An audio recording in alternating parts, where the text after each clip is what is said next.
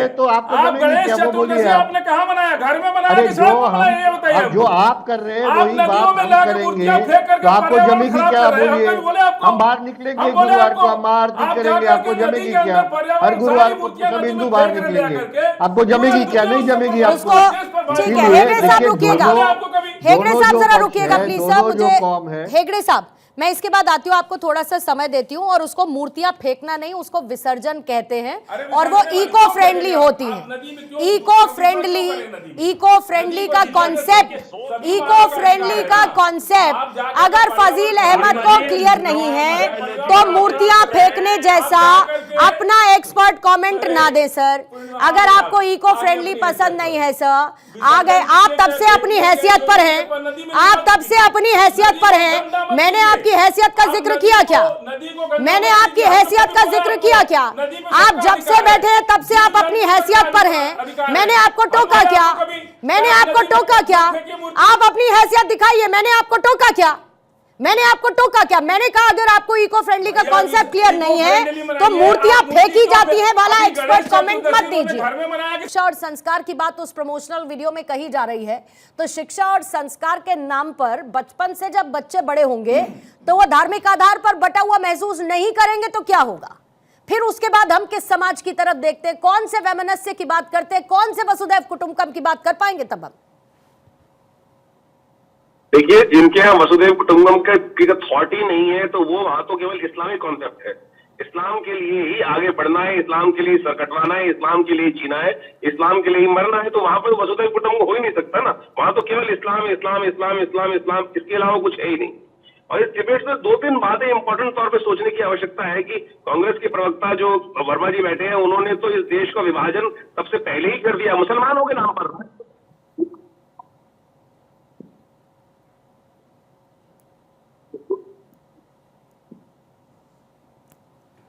आचार्य जी, audio में problem है, आपके ऑडियो में प्रॉब्लम है सर।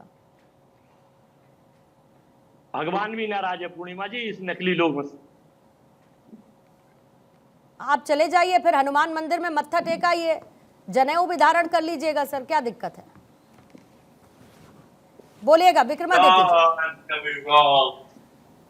विक्रमादित्य जी, नहीं आ रहा है सर, ऑडियो नहीं आ रहा है सर, नहीं ऑडियो आ रहा है। मैं इसको करेक्ट करवाती हूँ। आचार्य जी, ऑडियो नहीं आ रहा है, मैं करेक्ट करवाती हूँ। तब तक हेगड़े साहब अपनी बात को प्लीज आप पूरा करेंगे जो पहले कह रहे थे। देखिए, गणपति जी का घर आना और गणपति जी का जो विसर्जन है उसमें रिलीजियस और साइंटिफिक इम्पोर्टेंस भी है। और इसके अलावा लोकमान्य तिलक जी ने जो ये हमारे फेस्टिवल गणपति जी का आयोजित किया था, वो इसके लिए है कि सभी समुदाय के लोग, सभी लोग एक साथ मिले और उनमें भाईचारा बढ़े। तो शायद हमारे मुसलमान भाई अभी तक समझे नहीं। बहुत सारे जो हमारे मुसलमान भाई है वो भी गणपति का दर्शन करते हैं, वो भी साईं बाबा का दर्शन करते हैं।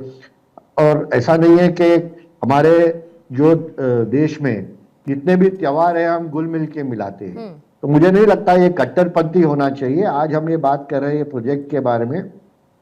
ये प्रोजेक्ट के बारे में मैं कहूँ तो अगर इसमें कोई कानून का उल्लंघन हुआ, अगर कोई संविधान का उल्लंघन हुआ, अगर कोई रेरा का भी उल्लंघन हुआ, उसके ऊपर एक्शन लेना चाहिए। ठीक है, बोलिएगा फजल अहमद साहब। मैं तो यही उन्होंने वही बात कही जो आप कह रहे थे, उन्होंने उसी को। हेगड़े जी जब बोल रहे थे मैं चुप था। मैं इसलिए चुप था कि मैं चाहता था कि हेगड़े जी 2 बात का जवाब दें। एक तो वो जो फ्लैट खरीद करके मस्जिद में नमाज पढ़ रहे उसी सोसाइटी के लोग, वहां जाकर के नोएडा का ही मामला है, रोका गया। दूसरी बात, बंबई के अंदर ही एक सोसाइटी के अंदर कुर्बानी करने से रोका गया। तो ऐसी परिस्थितियों में हम जब एक ही बाप की 2 औलाद अलग अलग अपनी सुविधा के अनुसार घर बना के रहते हैं पर परिवार के प्रति सत्यनिष्ठा उतना नहीं रखते हैं, आप ये इस पर इतना बुरा मानने की जरूरत है? आप हिंदू गांव बनाए, हम कोई बोले धीरेन्द्र शास्त्री को वो हिंदू गांव बनाए ना? अरे भाई कोई बात नहीं, इस देश में पहले से हिंदू यूनिवर्सिटी या मुस्लिम यूनिवर्सिटी है। ये सब तो चीजें कोई ऐसी बात की नहीं है, इसको इतना प्रोपेगेंडा, इतना तूल नहीं देना चाहिए। और रहा साल कहे सड़क पर नमाज पढ़ने के लिए, मैं तो ये भी चाहता था कि हेगड़े जी ये भी बोले कि गणेश चतुर्दशी आपने सड़क पर मनाया कि घर में मनाया।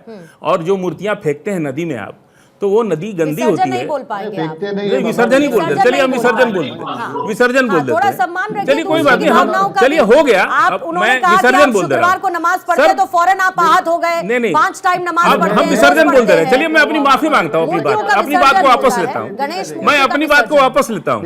देखिए मैं 1 मिनट, हेगड़े जी 1 मिनट, हेगड़े सर 1 मिनट। कोई भी धर्म का मैंने कहा कि गणेश चतुर्थी धर्म और हमारा विसर्जन, ये बात तो हम भी पूछ सकते हैं ना आपसे। ये अरे तो सड़क पर नमाज पढ़ने का, सड़क पर नमाज पढ़ने का क्या मतलब है, मुझे ये बताइए। सड़क पर नमाज पढ़ने की आजादी से क्या मिलेगा, मुझे बताइए। चतुर्दशी को आप 4 दिन सड़क जाम क्या करते हैं, क्या करते हैं, बताइए। कहाँ पर आपको सड़क जाम मिली, मुझे बताइए। गणेश चतुर्थी के मौके पर आपको कहाँ पर सड़क जाम मिल गई, साहब बता दीजिए। 2 दिन से तो मैं घर से सड़क जाम आपको मिलने लगी गणेश चतुर्थी पे? पूरा बंबई और खास करके बंबई में आज पूरा बंबई छुट्टी हो जाती है। तो आपको पता है ना कि वहाँ पर गणेश चतुर्थी का त्योहार कितना ज्यादा मनाया जाता है, धूमधाम के साथ होता है। दशहरा साल में 5 बार, साल में 5 बार यहाँ तक कि शादियां हमारे देश में सड़क पे होती हैं, जिनमें 5 बार रोड बंद करके शादियां। अरे तो मुहर्रम भी तो आप सड़क पर मनाते हैं साहब, फर्क तो समझा करो। मुहर्रम भी तो आप सड़क पर मनाते हैं। यही हम कह रहे हैं कि हम सब मिलकर तभी, इसीलिए आज से थोड़ा मना रहे हैं, ठीक है। हजारों साल से मना रहे हैं। आज बीजेपी को हिंदू मुसलमान छूट कर रहा है, आज इसलिए सब बातें उठने लगी है। मैं इस देश में इस सोच को सुनकर मैं बहुत परेशान हो जाती हूँ। ठीक है सिद्धार्थ, मैं इस सोच को सुनकर इस देश में बहुत परेशान महसूस करती हूँ कि हम आने वाले समय में हमारी पीढ़ियों के लिए क्या छोड़कर जाएंगे। सोसाइटी में अगर हम इतनी इस तरीके की सोच में चले जाएंगे कि भाई अलग रहे हिंदू मुस्लिम, क्या छोड़कर जाएंगे हम इस देश में? क्यों यह सोच इतनी गहरी होती जा रही है? देखिए पूर्णिमा जी, सबसे पहले तो मैं आग्रह करूंगा, मैं लगभग 15-20 मिनट से सुन रहा हूं, मैं किसी के बीच में नहीं बोला, मेरे को भी सुनने का मादा सब लोग रखें। मैं एक आपत्ति भी दर्ज कराता हूं, मैं ऐसे पैनल को नहीं शेयर करना चाहता और ऐसे लोगों के साथ नहीं बैठना चाहता जिनके मन में इतनी नफरत भरी हुई हो, जो दूसरों के धर्म को और आस्था को इतने मखौल बना करके, मजाक बना करके बोले। आपके लिए कोई बोल दे तो आप सर तन से जुदा करने लग जाएं। आपके लिए कोई बोल दे आप उसका जीना हराम करें, और आप दूसरे के लिए कहें कि फाजिल अहमद प्लीज, आप उस पर आपके बीच में नहीं बोला। फाजिल अहमद प्लीज। फजील अहमद जी, मैं आपके बीच में नहीं बोला था। बोलिए ये गुंडागर्दी करने से काम नहीं चलेगा। भाई आपको मैंने टोका ना, आपने जब कहा मूर्तियों को फेंका जाता है तो मैंने भी आपको टोका ना। अरे मैं इनके बाद बोल लूंगा, टोकना जरूरी था, आपने उस पर माफी मांग ली, ठीक है, बात खत्म हो गई। मैंने कहा विसर्जन, आपने बाद में कहा, 3 बार टोकने के बाद आपने कहा। मेरे बारे नहीं, एक है बात नहीं है सर, एक है बात नहीं है, अलग अलग बात है। एक बात भावनाओं की बात होती है, सर्टिफिकेट भावनाओं की बात होती है, आपसे सर्टिफिकेट नहीं चाहिए और आपके साथ बैठना भी नहीं हमको। समझ में नहीं आएंगी तो छोड़ देते हैं। आप सर्टिफिकेट बांटे, मन में नफरत रखें, आपका सर्टिफिकेट ठीक है। अब आप जरा शांत रहिए, एक ही बात होती है, अगर एक बात मैंने कर दी तो आपके वहां पर तो एक बात बिगड़ जाएगी। अब आप रुकिए, आप अभी साथ में बैठे हैं ना, अभी आप साथ में बैठे हैं ना, फजील अहमद पूर्णिमा मिश्रा के साथ, सिद्धार्थ यादव के साथ बैठे हैं ना, तो किसको आपके साथ बैठने से दिक्कत है? पूर्णिमा मिश्रा के साथ फजल अहमद बैठे हैं ना, सिद्धार्थ यादव के साथ बैठे हैं ना, तो आपके साथ बैठने में किसको तकलीफ है, मुझे ये बताइए। कार्यकर्ता नहीं ना, अरे बाहर भी बैठिए साहब, आप सिद्धार्थ यादव के साथ बाहर भी बैठिए, बताइए किसको दिक्कत है। ये प्रोपेगेंडा मत फैलाइए फालतू का, ये प्रोपेगेंडा मत फैलाइए फालतू का। लेकिन देश में नफरत फैलाते, अगर इतना ही मुस्लिम करते हैं ना सर, और इतना ही मुंबई का ज्ञान है तो सुनिए, तो सुनिए, ऐसे बहुत सारे दुकानदार हैं, ऐसे बहुत सारे दुकानदार हैं जिनका धर्म मुस्लिम है और वो गणेश मूर्तियां बनाते हैं। ये आपको नहीं पता होगा पर मैं आपको बताती हूँ, तो फिर बस उस भावनाओं की कद्र करिए और जरा शांत रहिए, ठीक है। सिद्धार्थ अपनी बात को पूरा करेंगे प्लीज, सिद्धार्थ बोलिएगा। मैं पूर्णिमा जी अपनी बात पूरी करता हूं, मैं 1 मिनट कम बोल लूंगा, आप इन मान्यवर को समय दे दीजिएगा बोलने पर, आप थोड़ी सी ये डिबेट की सेंसिटिव बने रहने दीजिए। अब इनके तर्क को मैं आपको बता देता हूं, ये भारत के अंदर एक ऐसे कुछ विभाजनकारी दिमाग के लोग हैं जिनको ना कानून से मतलब ना संविधान से मतलब। हमने फ्लैट खरीदा, हम फ्लैट में नमाज पढ़ते थे, उन्होंने वहां पे आकर के रोक दिया। कौन से कानून में आप फ्लैट खरीद करके नमाज पढ़ सकते हैं? कौन से ऑडियो डाउन करेंगे? आप तुर्की में जाके पढ़ सकते हैं फ्लैट खरीद करके नमाज? दोनों की आवाज आप डाउन करेंगे। आप कजाकिस्तान में जाकर के पढ़ सकते हैं। फ्लैट खरीद लिया तो क्या करेंगे? फ्लैट खरीद लिया तो क्या करेंगे? उसका कोई लेना देना नहीं है। फ्लैट खरीद लिया तो सब कुछ खरीद लेंगे। यहां पर हमने 100 एकड़ खरीद लिए, अब हम इसको मुस्लिम सोसाइटी बनाएंगे। इस कल हम कहेंगे कि यहां पर सबको बुरके के अंदर रहना है, परसों हम कहेंगे कि यहां पे कानून नहीं चलेगा, शरिया चलेगा, उसके अगले दिन हम यहां पर आके कहेंगे ट्रिपल तलाक भी चलेगा। यह देश है, संविधान से चलता है, आपके मन से नहीं चलता है। ये फ्लैट खरीद लिया हमने तो हम उसको मस्जिद बना देंगे, फ्लैट खरीद लेंगे उसको स्कूल बना देंगे। आप ये कौन सा तर्क हुआ? ये लोग जो देश के संविधान के खिलाफ, देश की मूल आत्मा के खिलाफ केवल विभाजनकारी नफरती मानसिकता रखते हो और आपके टीवी स्टूडियोज पर भी इनको जगह मिलती हो और ये यहां बैठ करके देश को बांटने की बात करते हो। बीएचयू भी तो नाम है, अलीगढ़ मुस्लिम यूनिवर्सिटी भी नाम है, तो क्या हुआ? नाम तो हिंदू कॉलेज भी है और नाम तो सेंट स्टीफेंस कॉलेज भी है। वहां पे जाते और पढ़ते तो हर धर्म के लोग हैं ना। हिंदू बीएचयू में भी हर धर्म का व्यक्ति पढ़ता है, एएमयू में भी पढ़ता है। वो बात अलग है कि बीएचयू में सबके लिए बराबरी है, एएमयू में 50% रिजर्वेशन एक पंथ विशेष के लिए है, मुसलमानों के लिए अलग से है, उसकी बात अलग करिएगा।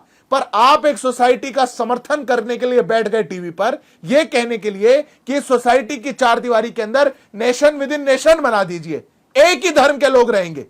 आप सुन रहे हैं अपनी बात को? इस नफरत की मानसिकता को छोड़ दीजिए। आप लोग इस देश को विभाजन एक बार तो बांट चुके, आप आगे भी बांटना चाहते हैं, बांटते रहिए, पर आपके जैसे नफरती लोगों के साथ डिबेट करने का मुझे कोई शौक नहीं। और मुझे ये बहुत अनफॉर्चुनेटली कहते हुए लगता है फजील अहमद कि जब इस तरीके का रवैया डिबेट के दौरान अपनाया जाता है तो माइक को डाउन करना पड़ता है। मैंने अपना माइक भी डाउन करवाया ताकि सामने बैठा व्यक्ति शांति से बोल सके, क्योंकि 10 बार आपसे रिक्वेस्ट करने के बावजूद आप नहीं समझे, आप नहीं समझे ना सर। और इससे आप यहाँ पर कितनी देर से बात कर रहे हैं? आपको मेरे साथ जिरह करनी है यहाँ पर बैठकर, आपको जिरह करनी है, आपको जिरह करनी है मेरे साथ यहाँ पर बैठकर। अपने समय पर नहीं बोलेंगे आप, अपने समय पर नहीं बोलेंगे और दूसरे के बोलने के दौरान आप बीच में कूद कूद कर बोलेंगे तो फिर आवाज डाउन करनी पड़ती है। फिर आप कहते हैं आप हमें दबाइए मत, आप हमें दबाइए मत। सर सुनिए, डिबेट की एक सैंटिटी होती है, प्लीज उसको मेंटेन करा करिए। और ये एक बार नहीं, मैं 50,000 बार आपको बोल चुकी हूँ।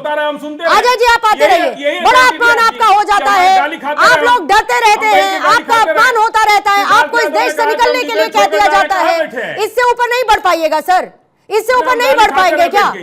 अजय जी आपके पास आती हूँ, अजय जी आपके पास आती हूँ। अजय जी, ये एक तरफ जो हुआ ये हुआ, लेकिन कहीं ना कहीं तो हमें इस पर अग्री करना पड़ेगा ना कि धर्म के आधार पर ये सब नहीं होना चाहिए। छोड़ दीजिए महाराष्ट्र की सरकार क्या, कौन सी सरकार क्या, कैसी सरकार क्या, लेकिन इस सोच से समस्या होनी चाहिए ना, तभी तो बदलाव की तरफ हम जा पाएंगे। देखिए पूर्णिमा जी, आप बड़ी अच्छी सनातनी एंकर हैं। जो भारत का संविधान, बाबा साहब का संविधान कहता है, उसके अनुरूप महाराष्ट्र सरकार को, देश की सरकार को, भारतीय जनता पार्टी के प्रोपेगेंडिस्टों को, इनके एजेंटिस्टों को काम करना चाहिए। इस समस्या का समाधान ये है। मेरे कहने से, आपके कहने से मैंने अपने विचार रख दिए, आपने डिबेट रख दी, इन्होंने रख दिए। क्योंकि 2014 के बाद जो वर्ल्ड हैप्पीनेस इंडेक्स आप देखोगे कि हम 143 नंबर पे 137वें नंबर पे पहुंच गए। हंसी खुशी देश की खत्म हो गई है 2014 से 2025 के बीच। आप इससे समझ सकती हैं कि देश की सोशल फैब्रिक कौन खराब कर रहा है, देश में किसको फायदे हैं। तो इसको बाबा साहब का संविधान जो कहता है, जो फडणवीस साहब के हैं, जो मोदी जी के हैं, जो अमित शाह जी के हैं, उस संविधान के अनुसार काम करवाइए। एक क्लोजिंग कमेंट में हेगड़े साहब से ले पाऊंगी और जरा अपना कलावा भी दिखा दीजिए। मुझे आपने सच्चा सनातनी कहा, मुझे बड़ी खुशी हुई। अजय जी आपके हाथ में भी जबरदस्त मैंने कलावा देखा, मुझे बड़ी खुशी हुई कि आप भी सच्चे सनातनी हैं। तो हम दोनों का मूल भाव तो एक ही है सर, अब इसमें तो हम डिफरेंस की तरफ नहीं जा सकते। बहुत बढ़िया सर, बहुत खुशी हुई, बहुत खुशी हुई मुझे। नहीं तो किससे तय होता है, किससे तय होता है? नकली हिंदू नहीं, अहमद की किससे तय होता है? आप फजील अहमद बताएंगे कि किससे तय होता है? खोल लीजिए आप एक और कम्युनिटी सेंटर, आप ही खोलिए कम्युनिटी सेंटर। आप बताएंगे सच्चा सनातनी कौन? फजील अहमद बताएंगे सच्चा सनातनी कौन, है ना? फजील अहमद बताएंगे। अब ये दिन आ गए हैं कि फजील अहमद से सर्टिफिकेट लेना पड़ेगा कि सच्चा सनातनी कौन। बहुत बढ़िया सर, बहुत बढ़िया, बहुत बढ़िया। हेगड़े साहब आपका क्लोजिंग जवाब देता हूँ। नहीं, अजय जी हैप्पीनेस इंडेक्स के बारे में बात कर रहे थे, लेकिन उनको शायद पता नहीं कि आज देश 5th लार्जेस्ट इकोनॉमी बन चुका है, तीसरी टॉप इकोनॉमी की तरफ दौड़ रहा है और 25 करोड़ लोग पॉवर्टी लाइन से ऊपर उठ गए। यही हैप्पीनेस का इंडेक्स है अजय जी। शायद आप कांग्रेसियों को पता नहीं अभी तक हैप्पीनेस क्या है, क्योंकि 2014 के बाद आप दुख में हैं, इसके लिए अभी तक 2014 और 2014 ही कर रहे पिछले आधे घंटे से। दूसरी बात यह है कि देखिए कि कांग्रेस का आगे चल के भी कोई स्कोप नहीं है, वो दिख ही रहा है। इंटेलेक्चुअली बैंकक्रप्ट पार्टी हो चुकी है। इसके लिए फजल भाई, आप एक फ्लैट खरीदने से ऐसा नहीं हो सकता कि एक फ्लैट खरीदा और उसको आपने मस्जिद बना दिया सोसाइटी में, और दूसरा एक फ्लैट एक बात और समझने ऐसे चलता नहीं है। देश का कानून यहाँ पर चलता है, मेजोरिटी का भी एक वॉइस होता है। अगर आप ये समझ लीजिए कि जैसे आप हमारे भाई हैं, हम भी आपके भाई हैं, और गणपति के विसर्जन के लिए, गणपति जी के विसर्जन के लिए मूर्ति फेंके, क्योंकि अगर यही भाषा हमने आपसे हेगड़े साहब, मुझे लगता नहीं, हेगड़े साहब मुझे लगता नहीं कि फजील अहमद आपकी बात को पूरा होने देंगे। ठीक है, मैं जरा खत्म करती हूँ। इतने सालों से मैं इस चर्चा को खत्म करती हूँ। मैं इस चर्चा को सर खत्म करती हूँ। मेरा समय, क्योंकि मेरा समय का दायरा खत्म हो चुका है, तो मैं जरा इसको खत्म करती हूँ। एक बात को समझना पड़ेगा कि घर जो है वो सिर्फ ईंट और सीमेंट से नहीं बनता, बल्कि भरोसे और बराबरी से मिलता है। इसीलिए जिस देश में संविधान सर्वोपरि हो, वहां धार्मिक आधार पर लकीर खींचने की कोशिश किसी को भी नहीं करनी चाहिए। और इस देश में बंटवारा तो होगा नहीं। जिन लोगों को ऐसा लगता है उनको लगता रहे, ये देश उससे बहुत ऊपर है। बहुत बहुत शुक्रिया आप सभी का। सिद्धार्थ यादव, अजय जी, आचार्य विक्रमादित्य हमारे साथ कुछ देर के लिए जुड़ पाए थे, कृष्णा हेगड़े साहब आपका भी धन्यवाद, फजील अहमद साहब आपका भी बहुत बहुत शुक्रिया।